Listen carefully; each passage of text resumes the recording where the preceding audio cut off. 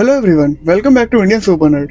Sorry, video थोड़ी late हो गई। पिछले 2 दिनों से काफी बिजी चल रहा था घर की सफाई में। So today we are gonna talk about it welcome to dairy episode 2 के बारे में।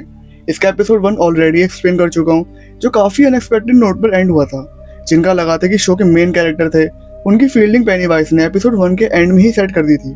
और अब बारी है एपिसोड 2 की। So without wasting any more time, let's get started. इस एपिसोड की शुरुआत होती है लिली से, जो सिनेमा में टेडी, फिल और उसकी बहन के साथ जो पेनीवाइज ने करा उनको बच्चा खाकर वो उसको लेकर थोड़ी ट्रॉमेटाइज होती है। दूसरी तरफ पुलिस वेरोनिका के पापा हैंक रोगन पर ब्लेम लगाती है कि सिनेमा से जो 3 बच्चे गायब हुए हैं, जिनकी डेड बॉडीज तक नहीं मिली, उनके मर्डर के पीछे हैंक का हाथ हो सकता है, क्योंकि वो सिनेमा हैंक का था।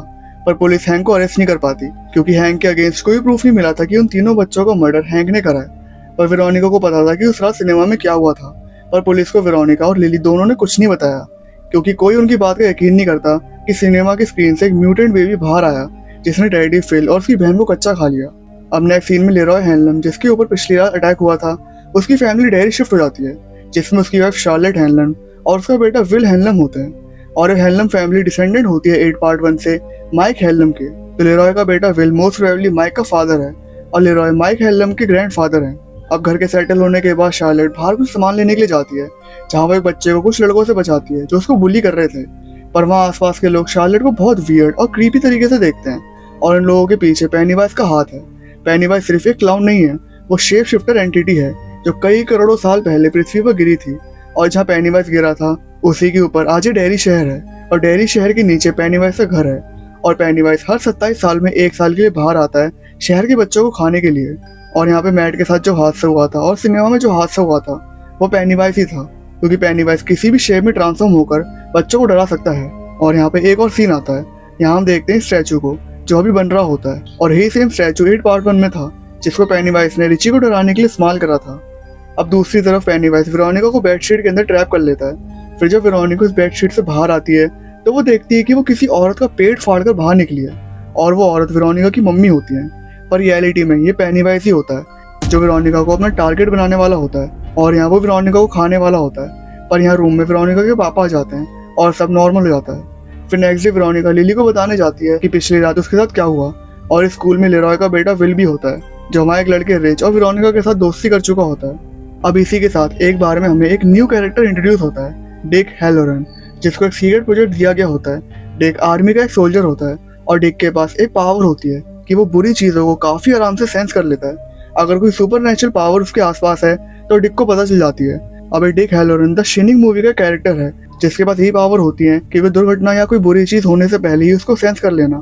फिर उसी बार में पुलिस चीफ आता है, चीफ क्लिंट बावर्स, जो मोस्ट प्रोबेबली ग्रैंडफादर है 8 पार्ट 1 से हेनरी बावर्स का। क्लिंट पर वहाँ कुछ लोग प्रेशर डालते हैं हैंक को अरेस्ट करने के लिए, क्योंकि सबको लगता है कि हैंक ने ही सिनेमा में तीनों बच्चों को मर्डर करा है। फिर क्लिंट वहाँ बारटेंडर से कहता है डिक और उसके साथी की बात को चुपके से सुनने के लिए, पर डिक पहले से ही सेंस कर लेता है और अपने दोस्तों के साथ वहाँ से चला जाता है। फिर प्रेशर के अंदर क्लिंट लिली से दोबारा पूछताछ करता है कि क्या वेरोनिका के पापा उस टाइम सिनेमा में थे जब फिल, टेडी और फिल की बहन का मर्डर हुआ।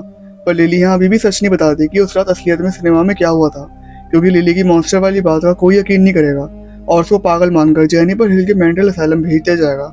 और लिली पहले भी मेंटल असाइलम जा चुकी है अपने पापा की डेथ के बाद। लिली के पापा एक ब्रूटल एक्सीडेंट में मारे गए थे। लिली के पापा 4 की फैक्ट्री में काम कर रहे थे, और उनके साथ वाले की गलती की वजह से वो मशीन में गिर गए और उनकी पूरी बॉडी 4 के साथ कट गई। तो उस ट्रॉमे की वजह से लिली को मेंटल असाइलम भेज दिया गया था। अब यहाँ पे क्लिंट लिली को जेनिफर हिल के मेंटल असाइलम भेजने की धमकी देता है, और लिली यहाँ अपने आप को बचाने के लिए झूठ बोल देती है कि वेरोनिका के पापा उस टाइम सिनेमा में थे जब मर्डर हुआ था, और तुरंत हैंक को अरेस्ट कर लिया जाता है। वेरोनिका लिली के घर जाती है, पर लिली की मम्मी वेरोनिका को घर में नहीं घुसने देती। अब दूसरी तरफ लेरॉय एक आर्मी एजेंट मास्टर के पास जाता है, जो जेल में होता है लेरॉय पर उस रात अटैक करने के इल्जाम में। पर लेरॉय टेस्ट में प्रूव कर लेता है कि मास्टर ने उस रात मेरे पर अटैक नहीं करा था। फिर लेरॉय जनरल शॉ के पास जाता है। फिर जनरल शॉ लेरॉय के सामने रिवील करता है कि उसी ने कल रात लेरॉय पर अटैक करवाया था। वो लेरॉय के लिए एक टेस्ट था। अब आता है main reveal. General Shaw Leroy से कहता है कि हम एक सीक्रेट प्रोजेक्ट पर काम कर रहे हैं, जिसका नाम है मिशन प्रीसेप्ट। यहाँ जनरल शॉ का मानना है कि डेयरी में एक सुपर नेचुरल एंटिटी एग्जिस्ट करती है, जो लोगों में इतना डर पैदा कर देती है कि लोग खुद की जान ले लें। और जनरल शॉ उस एंटिटी को कैप्चर करना चाहता है ताकि वो उसको अपने एनिमीज कंट्री के अगेंस्ट यूज कर सके। 1960 के टाइम में सारी कंट्रीज का मेन फोकस था न्यूक्लियर वेपन्स बनाना, पर जनरल शॉ न्यूक्लियर वेपन से भी और डेंजरस वेपन डिस्कवर करना चाहता था। अब यहाँ पे क्लियरली तो नहीं बताया गया कि जनरल शॉ पेनीवाइज के बारे में कितना जानता है, पर इतना जरूर पता चल गया है कि शॉ को इतना तो पता है कि डेयरी में एक सुपर नेचुरल एंटिटी एग्जिस्ट करती है जिसकी मेन पावर है लोगों के अंदर डर पैदा करना। और उस सुपर नेचुरल एंटिटी को यहाँ पे खोजने का काम कर रहा होता है डिक हैलोरन, जिसके पास सेंसेस होते हैं कि अगर कोई बुरी चीज उसके आसपास हो रही है तो उसको पता चल जाता है।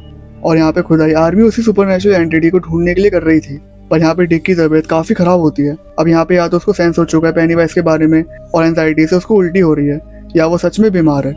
पर यहाँ दूर कुछ नेटिव अमेरिकन देख रहे होते हैं कि आर्मी वाले यहाँ पे क्या कर रहे हैं। अब मोस्ट प्रोबेबली नेटिव अमेरिकन को पेनीवाइज के बारे में पता है कि वो एक बहुत डेंजरस सुपरनैचुरल एंटिटी है, क्योंकि जब पेनीवाइज अर्थ पर क्रैश हुआ था तो नेटिव अमेरिकन ने पेनीवाइज को हराने की कोशिश करी थी, पर उनमें से एक भी पेनीवाइज को हरा नहीं पाया।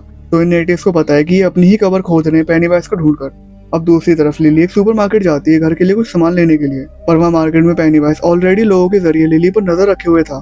फिर पेनीवाइज लिली को कैप्चर कर लेता है। फिर वहाँ 4 के 4 में से उसके पापा के कटे हुए बॉडी पार्ट्स दिखते हैं और फिर वो बॉडी पार्ट्स एक साथ जोड़कर लिली की तरफ आते हैं। फिर जब लिली बहुत ज्यादा डर जाती है तो पेनीवाइज सब नॉर्मल कर देता है। पेनीवाइज बच्चों को ज्यादा से ज्यादा डराने की कोशिश करता है, क्योंकि जितने बच्चे डरेंगे उतने टेस्टी वो पेनीवाइज के लिए होंगे। और एक और थ्योरी और है कि पेनीवाइज ने उस सिनेमा में लिली को इसलिए नहीं मारा क्योंकि लिली के पास एक टर्टल है जो लिली को मैट ने दिया था।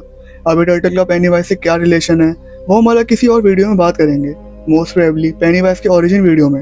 अब लिली के ऊपर इस अटैक के बाद लिली की मम्मी उसको जेनिफर हिल मेंटल असाइलम भेज देती हैं, क्योंकि उन्हें लगता है कि लिली को थेरेपी की जरूरत है। पर उस मेंटल असाइलम के लोग वियर्ड बिहेव करते हैं, जैसे पेनीवाइज वहाँ पर हो लिली का वेलकम करने के लिए। अब इसी तरफ शॉ लीरॉय को सीक्रेट प्रोजेक्ट के बारे में बता रहा था, तभी हमारा डिक हैलोरन आता है और शॉ से कहता है कि हमको सुपरनैचुरल एंटिटी को लेकर एक लीड मिली है। शॉ, लीरॉय और डिक हैलोरन डिगिंग साइट तक जाते हैं और वो डिस्कवर करते हैं एक कार जो जमीन के अंदर गड़ी हुई थी, और उस कार के अंदर काफी लोगों के स्केलेटन मिलते हैं। अब मोस्ट प्रोबेबली ये वही गाड़ी है जिसमें मैट था जब उस पर अटैक हुआ था, और स्केलेटन मैट का है। और ये एपिसोड यहाँ पे एंड हो जाता है। तो मिलते हैं आपसे नेक्स्ट वीडियो में, तब तक के लिए keep watching Indian super nerd.